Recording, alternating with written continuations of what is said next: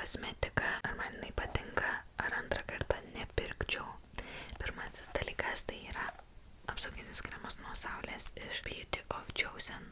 Man šitas dalykas nieko ypatingo, nors visi taip jį giria internete, bet man jisai nieko ypatingo, kokie 5-6 iš 10. Kitas dalykas yra asilaino rūgštis, nežinau kiek kas apie ją girdėjot, iš Q+A. Irgi nieko ypatingo, net nepatiko ant veido, nes jisai tada lipnus yra. Vertinu kokie 4 iš 10.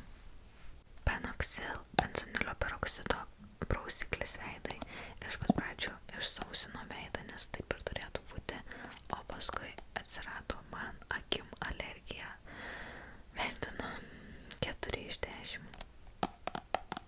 La Roche-Posay Cicaplast B5.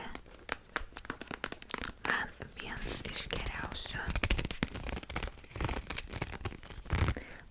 iš geriausių priemonių 8-9 iš 10.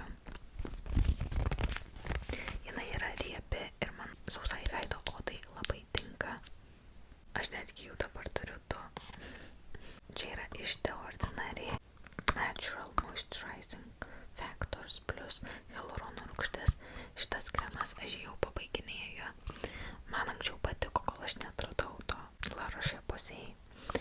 Šitas man anksčiau patiko ir buvo pats geriausias mano veido kremas. Bet aš supratau, kad jisai nepadrėkina giliai, o tik tai paviršutiniškai ir man buvo šio drėkinimo per mažai. Jeigu saulėje deginėsi